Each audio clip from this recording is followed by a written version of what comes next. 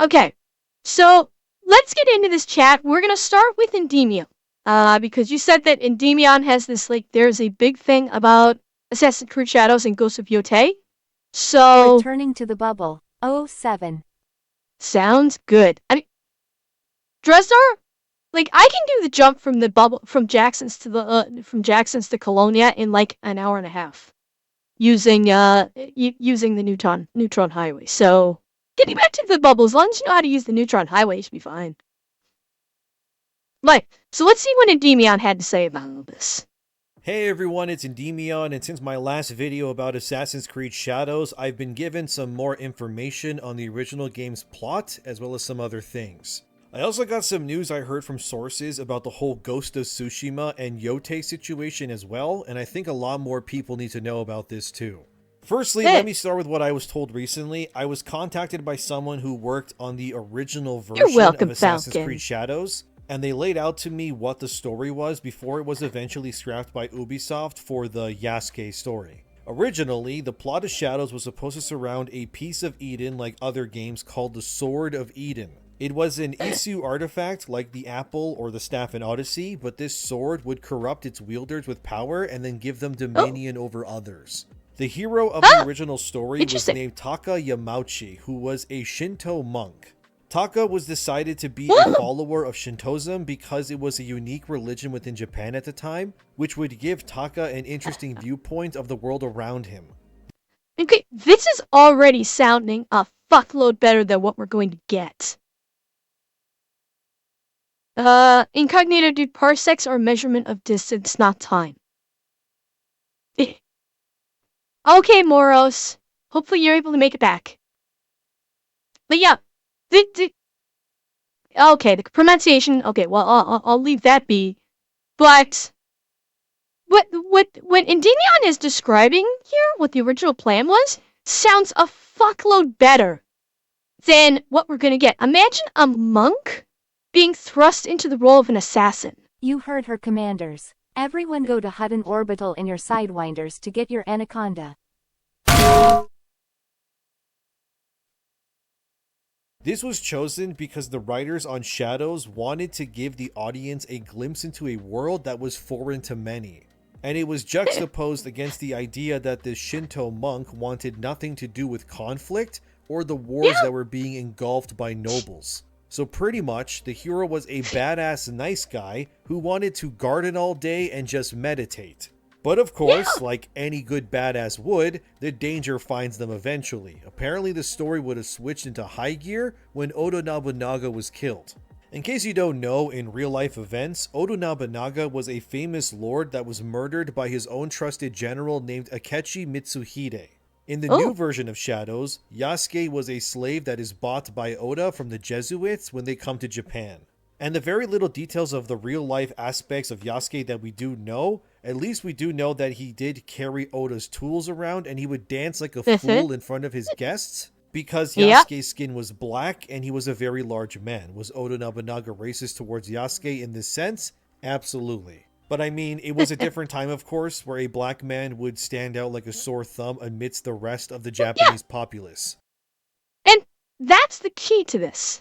That's the big key why people are so fucking pissed about people basically completely, why games industries and Hollywood is completely fucking with historical events or things that take place in history, is they are deliberately changing the landscape of history to match with modern quote-unquote ideology. Okay, Kaibo, hopefully you can make it back. But that's what's pissing people off. If you're going to have a setting, if you're going to have something in a setting of ancient history or in a historical context, you can't suddenly inject modern DEI ideology into it because it didn't exist back then. And that's what pisses people off. Were the Japanese likely racist against Yasuke? Fuck yes, they were. Because this is feudal fucking Japan. Of course they were racist towards him. That's history. But DEI and SJAs are scared of history because it doesn't paint this ideological setting. Anyway, like I was saying, Taka Yamauchi, our hero, would be in a nearby temple when the fall of Oda Nobunaga happens. A fugitive would then come to Taka's temple from that said battle and would reveal himself to be Hattori Hanzo, who, if you don't know, he was one of the legendary ninjas of that same time period in real life. He was an actual person that was instrumental to the legend that we know today of Japanese shinobi. Hattori Hanzo would be wounded upon meeting Taka and would reveal that he had but one possession in his care, which would be revealed as the Sword of Eden taken from the hands of Oda Nobunaga. Honestly, Falcon, I wouldn't even put him at the level of like a Japanese version of Squire. Because they didn't say he held his master's katanas, he said he held his tools. Um, I had very, very serious doubts that Yatsuke would have been given the honor of holding a master's katanas. I highly doubt that.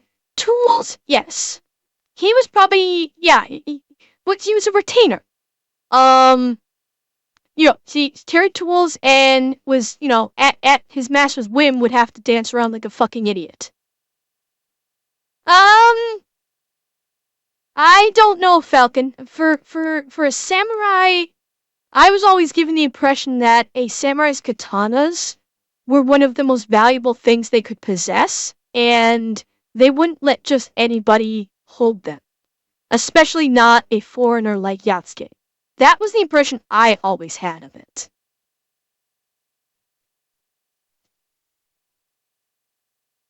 Yeah, that's what I'm saying. That's why I don't think Yasuke ever touched his master's katanas.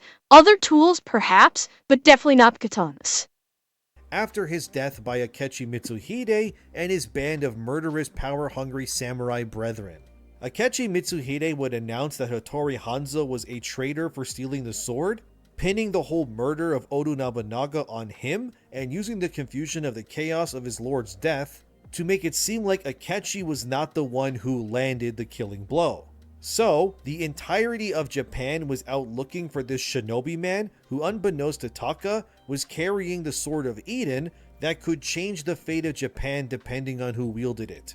I like the idea of the story so far. Sure, the sword is fantastical, but all Assassin's Creed had this concept.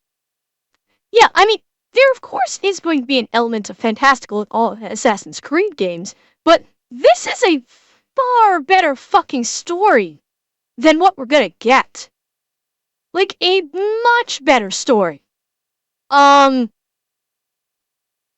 if this was the story, I might actually consider getting this Assassin's Creed.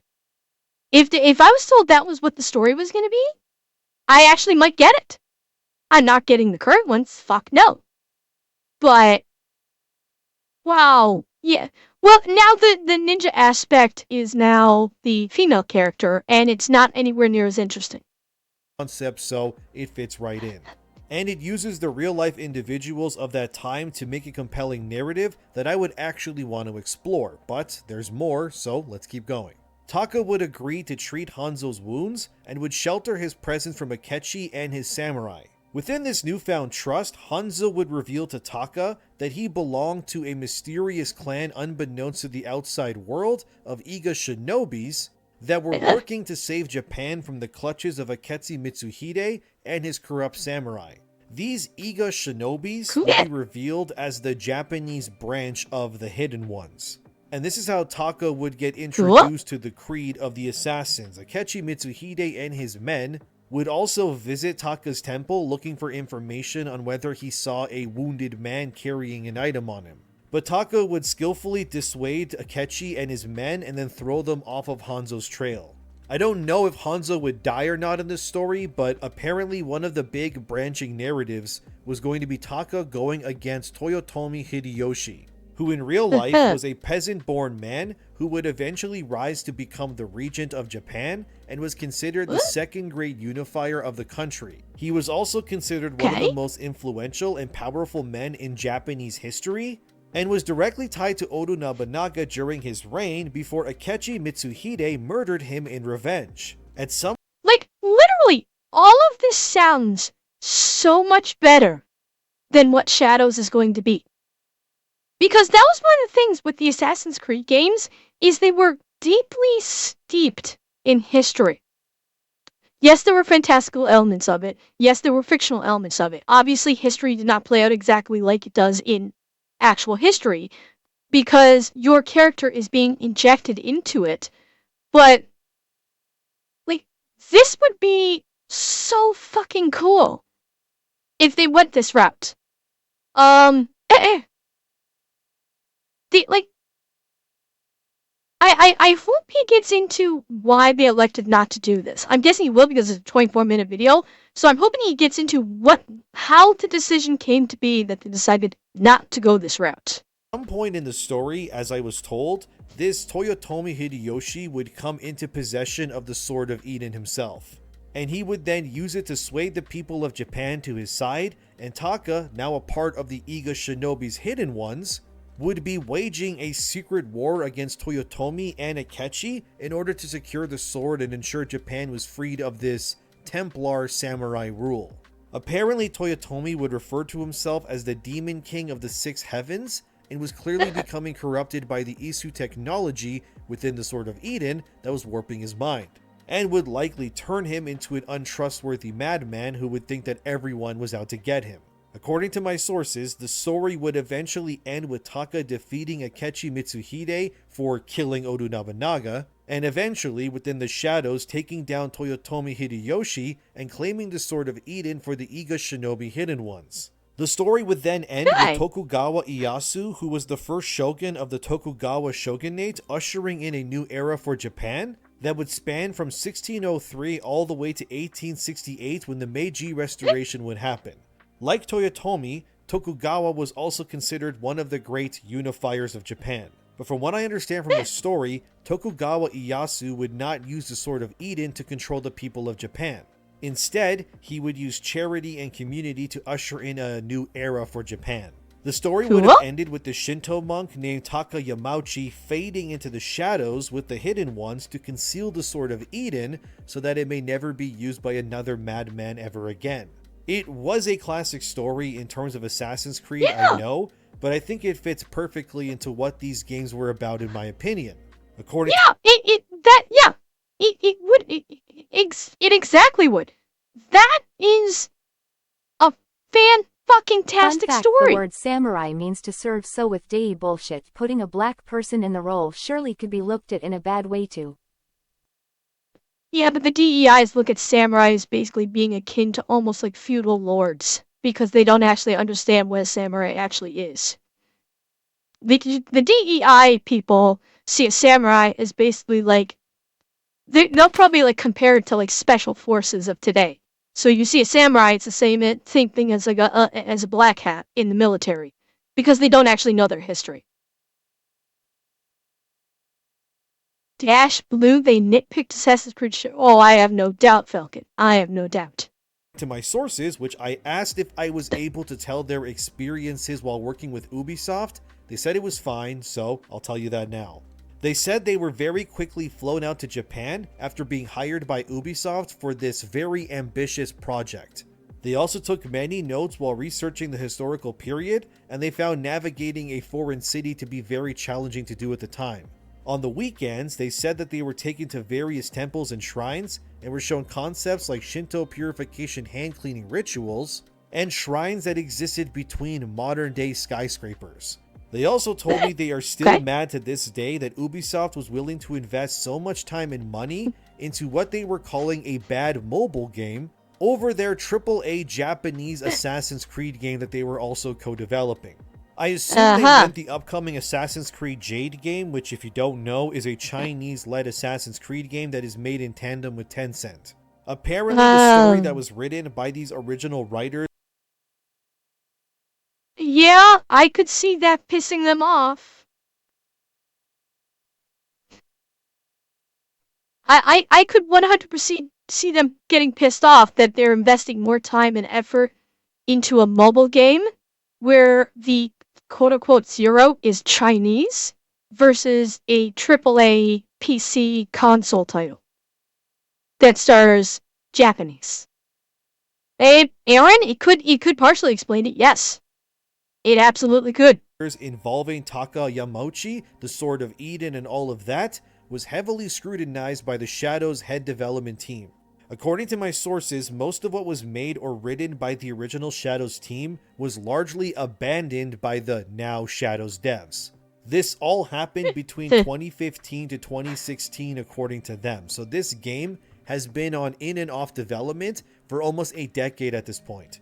My source also Yeah, told me they did hear that the and remember what happened the last time Ubisoft had a game 10 years in development? That would have been the pirate game that came out that they completely ignored this very game, which had the perfect sailing mechanics already with Skull and Bones. Same thing. It took them 10 years. Yeah, so what, Atanashi, let's find out when they spread the story. bulk of the story and direction was changed during 2020, like I previously mentioned in my other video. And they do believe that the political climate of that time, including George Floyd and the Black Lives Matter movement, Uh-huh. did lead to Yasuke being inserted over Yep. Taka Yamauchi. So when my Yep. previous sources told me that they No saw big a surprise. fully created Japanese male protagonist, I can only assume that what they saw was indeed Taka Yamauchi as he was intended to be shown in the game. According to one of my sources, Barb, in what context? That's the thing. In what context are you talking about what would happen if you were working at Ubisoft? Um, and okay, but let's be honest, folks. What he just said, that the political climate, the George Floyd Black Lives Matter bullshit that happened, which of course got co-opted, um, you know, caused them to shoehorn Yatsuke into the lead role. Is anybody surprised? Is anybody at all surprised? Is this new? Honestly, this is not new. This information is honestly not new at all. This is expected at this point. This is 100% expected. the reason why Taka's story was rejected was because the narrative designers at Ubisoft didn't want Shadows to be a piece of Eden of the Week story again like other games. As of now, though, I am not being told what the actual plot of Shadows is as of right now. But we do know that they gender swapped Taka and combined his idea of his character with that of another legendary Iga shinobi. But instead of Hattori Hanzo, the shinobi chosen was Fujibayashi Nagato. Nagato was like Hanzo, one of the legendary real-life Iga shinobi. But of course, he is not chosen as the main character of Shadows, as I'm told, because he was a Japanese man. And what's very weird in Western studios is, largely speaking, Asian men are oftentimes treated with the same disdain as white male characters. Yes. That has been a point of contention for a while now, which is that Asian people, specifically like Japanese and Korean people, are basically white adjacent now. That's been flat out said by these DEI assholes. Is they've said that Asian people, effectively speaking, are white adjacent. Okay, Destar, have a good night. Yeah, they consider Asian people white adjacent. Which, shock of shocks, that's racist. Shocking that people in DEI are actually, these supposed anti-racists are themselves racist. Shocking, I know. But yeah, like, this shit needs to be called out every time. And I will call it out every time. You know, this DEI bullshit. Every time they talk about a white male, okay, you're being racist. Yeah, they are 100% racist, and they cannot. And there's no weaseling their way out of it. They are racist, and I will call them that every single fucking time, because they are. Yeah, they're literally taking an entire ethnicity and lumping it in with another ethnicity. They are removing one ethnicity's what's the word I'm looking for? Agency.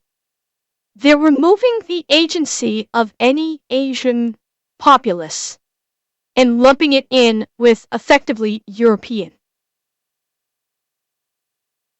Like, and there is no reason. That is the ever-loving fucking point. There is no reason why someone's skin color should determine anything at all. And yeah, for many years, black people were absolutely stereotyped and people were racist towards black people literally because of the color of their skin. No one is denying this ever happened. Same thing happened to Japanese people in America during the time of World War II. No one is ever denying that this occurred.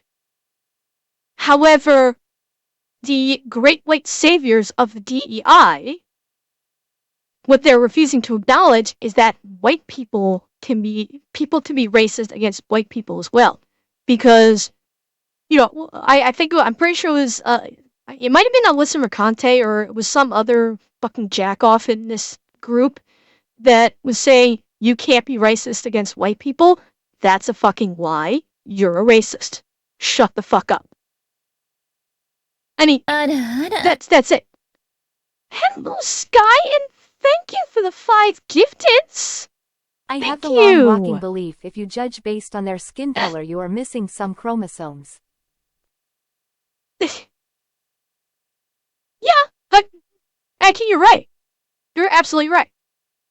You cannot judge someone based on their skin. Absolutely. Your Jug, I've not read the poem, and I've heard about the movie, but I have not seen it. But I am aware of it. I've just never had had occasion to be able to read or watch either. Well, Potato, judging people by their character means you actually have to think, and you can't make snap judgments. And that just doesn't work. It's too slow. It means you have to actually get to know someone. It's far easier and faster to just lump everyone in with a stereotype. Oh, Falcon, there's so much rich Japanese culture that could have been utilized for a game with Assassin's Creed. There is no shortage of incredibly rich ancient Japanese culture that could have been utilized. But Ubisoft said, fuck it, DEI this shit.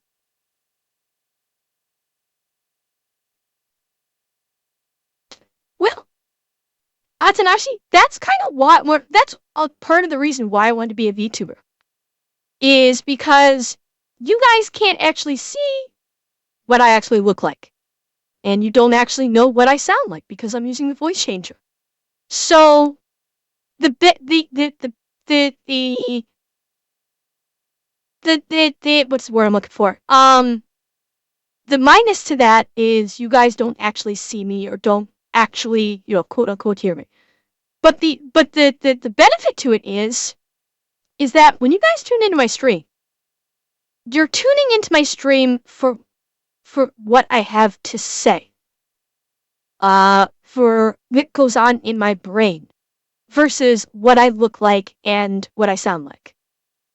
So that's kind of why that's one part of the reason why I chose to be a VTuber and why I use the voice changer. The big part of the reason why I use the voice changer is I hate the sound of my own voice. So that's why. But, by choosing to stream in this fashion, I basically, I am laying bare my mind. Because I speak how I think. I don't really hide anything in terms of my thoughts. So I can lay bare my mind and not have to worry about anyone seeing the actual me, hearing the actual me, and making any judgments on it. And you guys can enjoy the stream based on what I think. And that is a more potent means of communication in this day and age. There's no preconceived notions based on what I actually look like or what I actually sound like. You have to actually go by what I say. Know that Ember is Ember, a smart, sweet, and caring lady we all love. Thank you, Xanax. Thank you. Anyway, I went off topic, so let's go back to this.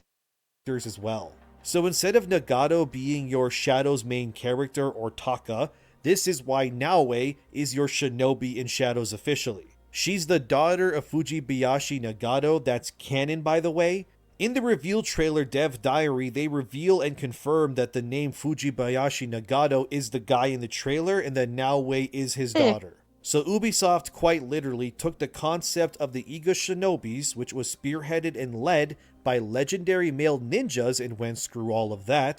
They don't matter anymore. Instead, here's Naoe because women are better apparently. As I said in my Yep.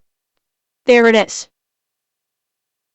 Again, Ubisoft took what sounded like a fucking awesome story with the original pitch and said, fuck that, we have to DEI the shit out of this instead.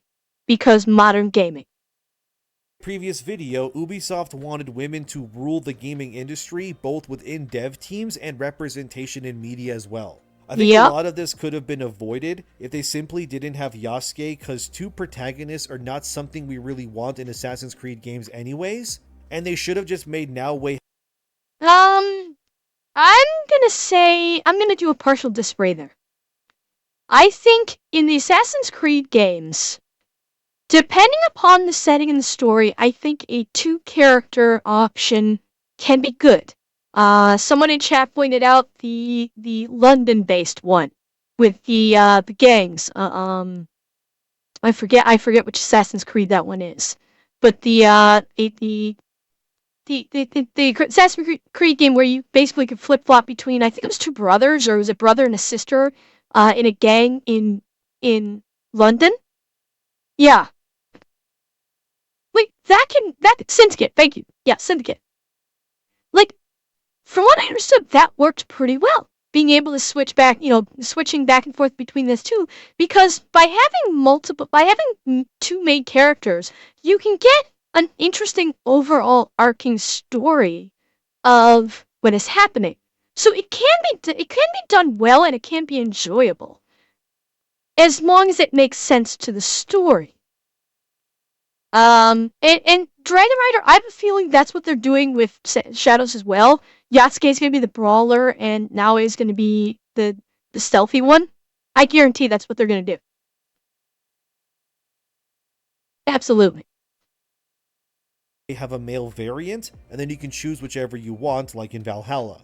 But what's done is done, I suppose, and now instead of a cool Sword of Eden story, you're gonna be getting whatever it is that Ubisoft has cooked up this time. But like I said in my previous video, they have at least 7% of the pre-orders of Valhalla in the same time period. It's a big reason why they're bombing so hard right now. Besides, what did he just say? But like I said in my previous video, they have at least 7% of the pre-orders of Valhalla in the same time period. It's a big reason why they're bombing so hard right now. Besides the origins of Shadows being revealed to me, another source told me that Ubisoft is reeling in terms of development as well. And they currently have, as my source told me, an abnormal amount of female developers in their studios, which is, yes, being done on purpose. Hi, Morris. What I was also told about Ubisoft, which was very stupid, is that in terms of the actual senior development leads working at Ubisoft natively, most of their actual talent is from contract work.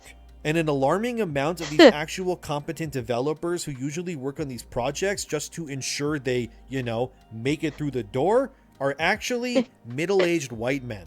These contractors, as I'm told, which have spoken to many of my sources about their experiences not only at Ubisoft but other dev studios, is that there's a devastating lack of competence and actual talent at a lot of these Western studios these days. And essentially what is happening is these publishers will hire these senior devs that actually know what they're doing as contractors, so they don't have to display them amongst the other far less competent devs, which are mostly, as I'm being told, and don't shoot the messenger, alright? I'm just telling you what they're telling me. But these incompetent devs are mostly women and people who are diversity hires. So case in point, and again, this is something we already know. Shh. Stop it, Shadow Sparta. Yeah, these, like, think of all the dev team photos that we've seen from these companies, like particularly Ubisoft, where they're proudly showing off their dev teams. Who is it? It's all white or ethnically diverse women with, there might have been maybe one male who was not white, if that. Because they're not going to put their contractors in the photo with their in-house devs because they're contractors. They're not actually Ubisoft employees. So yeah, this is coming as a surprise to no one. We as the public already know this. This is not new. We already knew that game development studios like Ubisoft hate white people, hate white men. They will only hire women, women of color, and proper DEI enriched men, and likely not white men. Um, it's not new. It really isn't. This is all very well known to pretty much everybody these days. Oh yeah, they do. They absolutely do.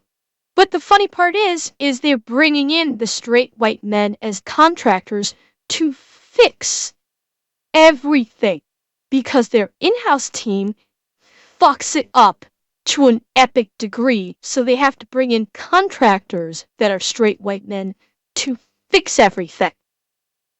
Which means their diversity hires on the bottom of the barrel and suck and should not be on payroll in the first place. But they're not going to get rid of them and bring in the guys that actually know what the fuck they're doing because DEI rules.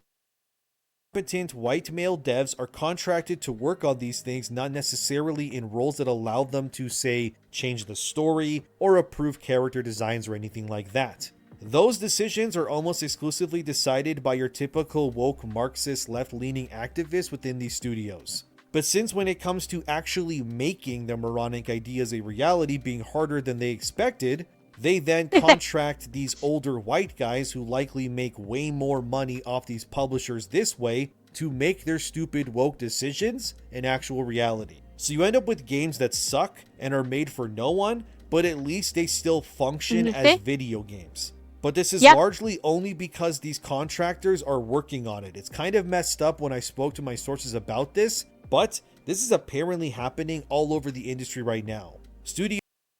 Alex, I think you might need to explain that to me because I know nothing about Assassin's Creed Origins. I heard it was kind of boring and lazy. And that like the gameplay itself was like really boring. Like combat was basically the same, like 5-button combo and you're done almost every single time. And the story was like nothing. It like from what I heard, the entire game was just flat out boring.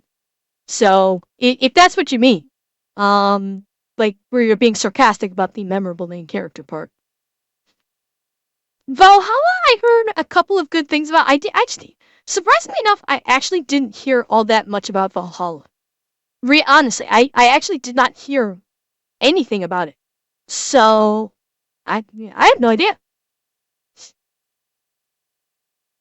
Studios are filled with people who have zero idea what they're actually doing. They're being hired based on identity or gender, yet when it comes to actually making things happen, well, it doesn't, according to my sources. In terms of what I heard about Ghost of Tsushima and Yote, it's actually far more bleak than I could imagine. Like Ubisoft and others, Sucker Punch also makes games in a way that my sources told me are called made by committee. Basically, these games are decided, then when the actual ideas come to what gets made and put into the game, it's almost like you have the heads of each department, if you will, at a round table, but not really, of course. They could be doing it all over Zoom or something, but same idea. Anyway, they'll propose an idea like they'll say we want a male main character or a female one, and then the committee of devs will then say yes or no, and then they vote on what gets made. And this process is used for many, many different aspects of every single game being made right now. Like, we want more diversity, please vote yes or no. We want the story to push anti-white supremacy, say yes or no, etc. This way of making games, as I'm told, it leads to why a lot of activism nonsense makes its way into games these days. Because a bunch of activists could and likely will sit on their committee board and just through voting will overwhelm the minority of votes to ensure that everything meets their demands. So when it comes to Naoe and Yasuke being a thing in shadows, you can almost definitely believe that it was likely voted on and decided by a committee as well. The same thing is happening at Sucker Punch right now. I was also told, and take this with a big fat grain of skepticism again, but apparently most of the competent devs have indeed left Sucker Punch quietly already. I cannot confirm Wow. this, but from what I'm being told, the key talent behind Tsushima have left amidst the second game in the series being made. I was told that Wow. originally Yote was not the original game idea at all. It was actually indeed Ghost of Tsushima 2 starring Jin Sakai. But sometime Huh? during development, a lot like Shadows, the game was halted and then completely changed in vision. This Atsu character we see was not originally decided to be the main character of this game. And apparently, according to my sources, Yote's world and design are largely based on the assets that were being used while making Tsushima 2. Apparently, work began on Oh. Tsushima 2 around 2 months after the official sales data came through on the first game's success. A skeleton crew was left behind to work on the Legends multiplayer, and the same team made the Iki Island DLC expansion as well. From what I'm told in terms of Yote, the team that made the Iki Island DLC are the primary devs on this game, and the actual Sucker Punch that's left is allegedly mostly working on something else. Take this with your grains of salt or whatever people say, but yeah, Yote was not the original vision, and key talent has left Sucker Punch, just like it happened with Rocksteady when Suicide Squad was being made as well. I was also Okay, so the changing the game from Ghost of Tsushima 2 to Ghost of Yote, that's honestly not surprising. I would say there's probably quite a few games out there that were originally starting off as sequels to original games, and it was decided that they were going to be changed to be their own quote-unquote original thing. This, honestly, it doesn't sound that surprising to me. It's not that shocking, it's not even that upsetting, because it happens frequently. We see this in games and movies all the time. Um, so this in and of itself doesn't really, bother me from a development standpoint. told do not expect Yote in 2025 at all. Apparently the game's nowhere near being done, but it's a very slim chance at best that this game actually releases in 2025. It could very easily fall into 2026, but if you're getting your hopes up for it coming out next year, probably don't do that. Every source that I spoke to say that they fully expect a delay at some point to be announced. Originally, apparently, they wanted this Tsushima sequel to drop close to John Wick's director's vision of the movie to capitalize on sales. But these changes from Tsushima 2 to Yote happened, apparently, within the last year. So the entire vision of the project has been changed. The era of placing the game 300 Really? The original Assassin's Creed is supposed to be a new Prince of Persia game. You know what, Alex? I could see that. I could see that. Because, given the location and the time period and, the parkour element, which was, present in the Prince of Persia games, that makes perfect sense. It does. I absolutely could see that. years into the future from Tsushima 1's story was decided because it would be more believable in Sucker Punch's internal talks for the game to star a woman at that point instead. Especially considering Atsu would then have access to things like firearms to fight back against enemies as well. As I was also told further, Ghost of Tsushima 2 was described as Assassin's Creed Brotherhood, but way better in every single way. The game was supposed to move Jin Sakai further into the Japanese mainland to fight the Mongols.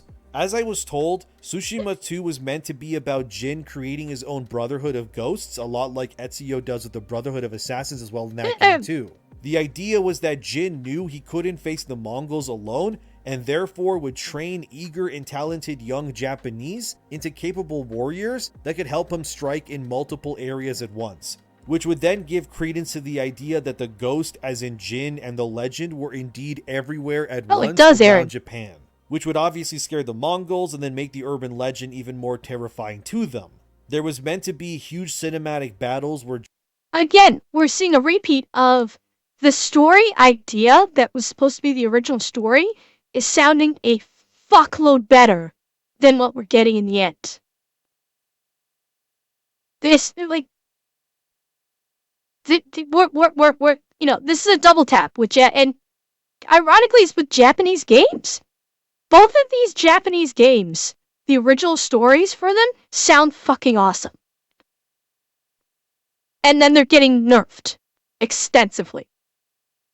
Jin and his ghosts would ride and face off against the Mongols as well. Yotei is also allegedly being developed as a cross-gen game for PS5 and PS4 because Sucker Punch and Sony are worried that the game won't sell as well if it isn't available to a larger install base.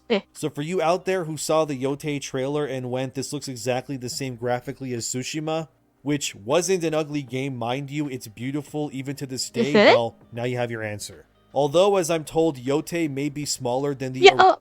Yeah, Leo. Games set in Japan. That's what I was referring to. I didn't say it quite right. Yes, games set in Japan. That's what I was referring to with Japanese games. Original Tsushima because of the development problems behind the scene, and the fact that they sidelined Jin Sakai for this new Atsu hero instead. Yes, Shamisen. I know. She's carrying around a Shamisen on her back like the entire fucking time. I know. I saw it. And I'm pretty sure there's going to be a game mechanic where you can play it like how you could play the guitar in Last of Us 2. Like you just whip out the guitar at any point and display your guitar. This led to a lot of asset flips and the story changing, but the core idea of Jin being hunted by Ronin was kept, but of course, he was replaced by Atsu instead. I was also told by another source that the ending of Yotei will piss people off, however, they couldn't reveal more of that yet. I wasn't given specifics on what this could mean, however, I don't know how Yotei's ending could piss people off. The only conclusion I could make in my own head about this was that Yotei's story will feature moments where you do play as Jin, although in flashbacks. And I would wager if they mean the ending will piss people off, I would assume, and I could be wrong, but let me cook here, but imagine throughout the story you play some parts as Jin whenever his legend is being brought up by the people of Yotei. This way, Sucker Punch can reuse whatever missions they canceled as content within the game to satiate the Tsushima fans. If I had to guess why the ending would piss anyone off, my shot in the dark here is that we learn that Jin Sakai is not successful in the battle against the Mongols, and that he likely dies during some pivotal moments during the invasion in order to either save someone or his clan by giving his life, and would likely end his legend within Yotei while still being able to play as Atsu, because you would learn that Jin Sakai ultimately failed, but his legacy would live on with his remaining ghost that he fostered, and they would in turn eventually win the war and stave off the Mongol invasion. That's the only way I could imagine the ending pissing people off, but I assume that they will confirm that Jin died before he could actualize.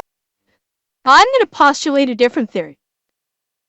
I'm going to postulate that the ending of Yotei will piss people off because if it's involving Jin, the spirit of Jin is going to basically say that the female is going to maybe be playable as Jin, and then in the end, his spirit will appear before the main character and say, this original idea "You're better than wouldn't me." have worked too well. The original game was a choose how to play the game mostly, rather the honorable samurai or the sneaky shinobi. The new concept would only really work if it was only the stealth aspect. And possibly. But in terms of the pissing off thing, I suspect pissing people off, what he just described, I don't think would piss people off by saying that Jin was not successful, but his ghosts would. I think it's going to be at the end, Jin's spirit will appear and to Yotei, or whatever her name is, I forget now, and is going to say, "You are a better ghost than I ever was." That is what I suspect the end. Atsu, thank you. Yeah, Jin will appear to Atsu in like spirit form after she is victorious, and he will proclaim that she is a better ghost than he could ever be, i.e., she is the bestest ever. That's what my suspicion is for pissing people off. Well, the Rook Jin is already dead. Jin's probably already dead by this. Which is, oh, who knows? Maybe he will come back, and you have to, as Atsu, you have to fight him and defeat him. Or more likely, I think it's my original thought, which is he appears and says, "You are a far better ghost than I could ever be," and basically does the, Mary Sue bestest female character ever thing. I could see that being more likely as to why people would be pissed off, especially in the current gaming climate. I could be wrong. I hope the fuck I'm wrong. But I have a very strong suspicion that's what it is. Just based on the current climate. His efforts, which would then close the book on his story so that fans don't demand more content from him. And this then allows Atsu to live on, and then it answers that lingering question. But like I said, Asian men are now being viewed as disposable when it comes to representation by the West, the same way that white men are too, so none of this would really surprise me really. I was also told that people within Sony are leaking information about all sorts of games and developments to people on the outside, hence how I heard about this from my sources. Apparently, a lot of questions are being asked internally about things like Ghost of Yotei especially. Many are feeling blindsided by its announcement, and like I said, since allegedly Yotei was changed from Tsushima 2 to what it is now within the last year, a lot of the PR people and marketing developments were not made aware in time about Ghost 2 suddenly pivoting to a new main character with a sudden 300 year time jump or anything like that. So a lot of people are confused and scrambling for answers right now, wondering why they were left in the dark about this. This is starting to sound like BioWare's fuck up with Anthem. Because this is what happened with Anthem. Nobody, like the devs themselves, did not even know what the fuck was happening with Anthem until they themselves saw that trailer at E3 showcasing, that quote unquote gameplay footage of Anthem. That's when the game devs themselves came to, found out what game they were making. So this sounds like fucking BioWare Anthem Part 2, where they're not informing their own team of what the fuck they're making. And as we all know, that ends wonderfully, doesn't it? Maybe because Sucker Punch knew if others were made aware, they would push against it, but like I was told, many of the key talent has either left Sucker Punch entirely, or they are not actively working on Yotei.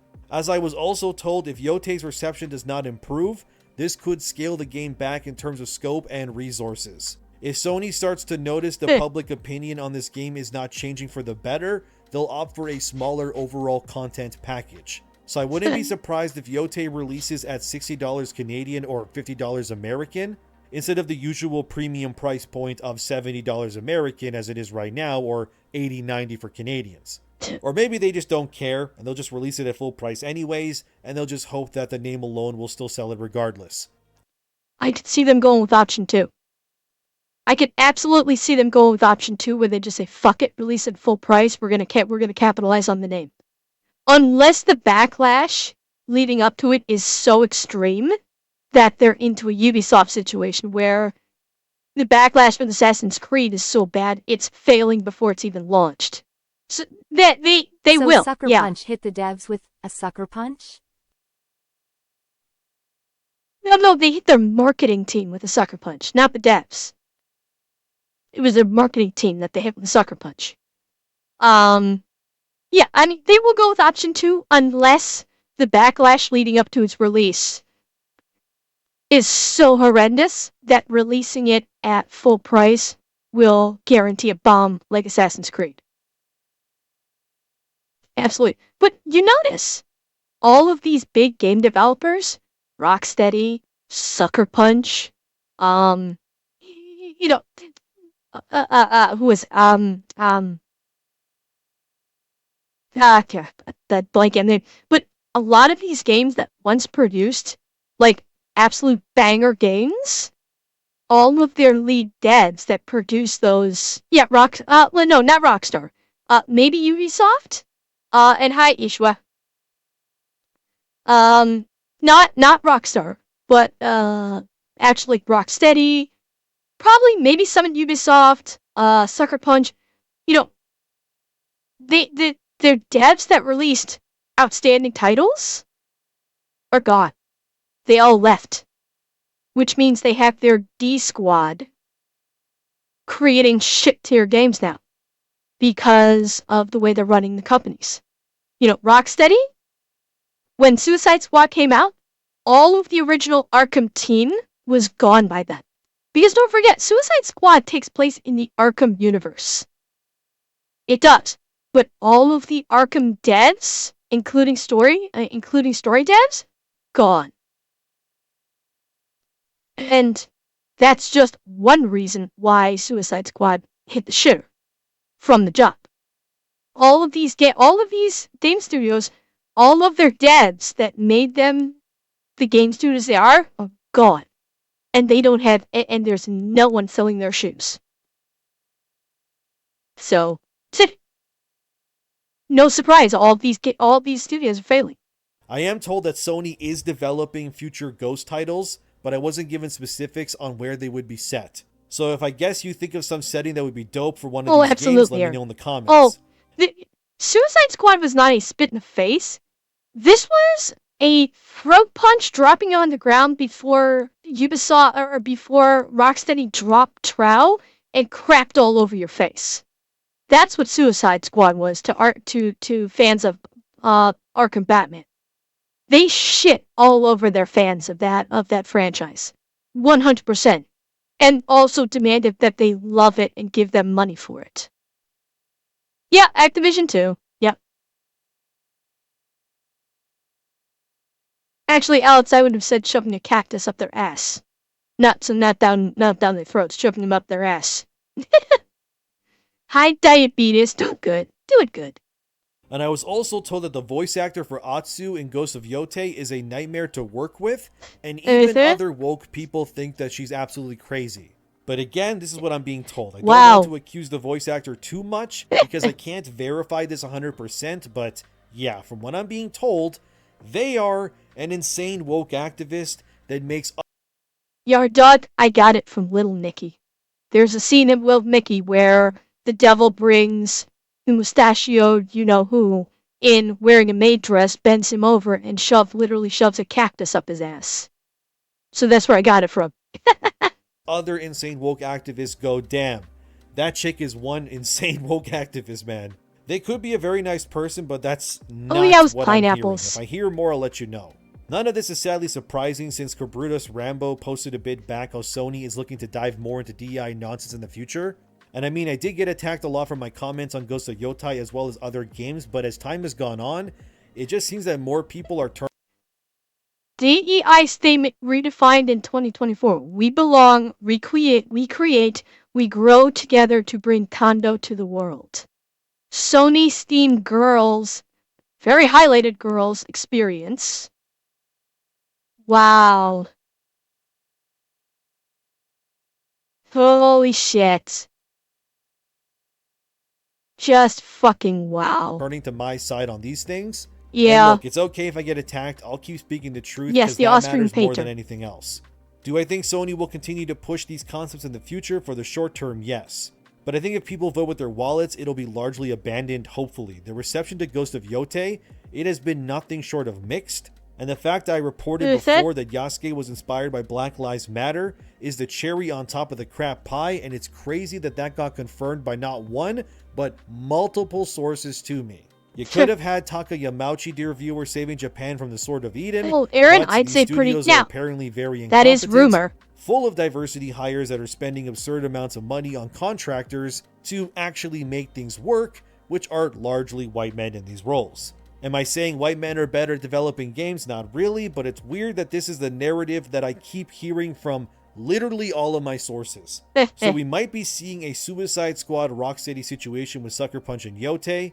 As for Shadows, it's also apparently a buggy mess behind the scenes too. That's also what I was told. Of course it is. And none of this is really, news, I guess, but it is very disappointing. But I did hear that there's at least one franchise Ubisoft is not going to make woke in the future, and that is Ghost Recon.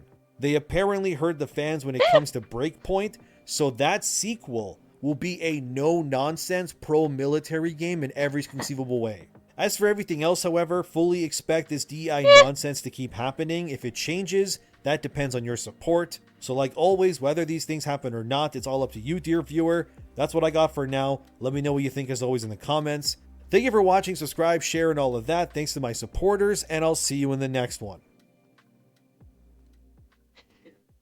Yeah, I do think that we are on track to see the DEI based shit going away soon.